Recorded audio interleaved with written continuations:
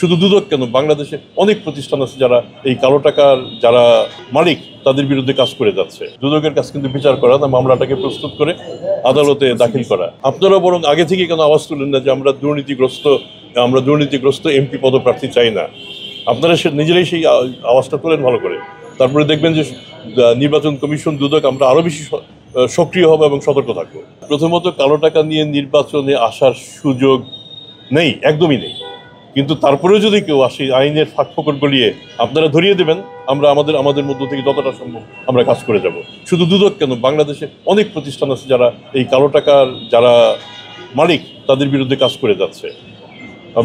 Bangladesh bank থেকে শুরু করে অর্থ মন্ত্রণালয়, বিএফআইইউ এবং আইন শৃঙ্খলা বাহিনী সহ বিভিন্ন প্রতিষ্ঠান তাদের বিরুদ্ধে কাজ করছে। দুদকের কাজ কিন্তু বিচার করা না, মামলাটাকে প্রস্তুত করে আদালতে দাখিল করা, প্রসিকিউশন। এখন বাকি বিষয়টা, যেসব মামলা আদালতে দাখিলকৃত এবং মামলা চলমান, সেক্ষেত্রে যদি তারিখগুলি ঘন ঘন তারিখ পড়ে, তাহলে আমরা আশা করতে পারেন খুব দ্রুত রায় হবে। আর যদি সেক্ষেত্রে আদালত যদি দীর্ঘ সময় নেয়, তাহলে দেরি হবে। তো আমরা প্রত্যাশা করবো এবং আমরা সংবেদনশীল সকলকেই বলবো, যেসব মামলা আমরা ইতিমধ্যে দাখিল করেছি সেগুলির নিষ্পত্তি যেন তাড়াতাড়ি হয় এবং জাস্টিস জন্য সবার জন্যই আমরা পরিকল্পনা করব। আমি তো আগেই বললাম যে দুদকের একটা স্পেসিফাইড জব আছে, আমরা এর বাইরে যাওয়ার সুযোগ আমাদের খুব কম।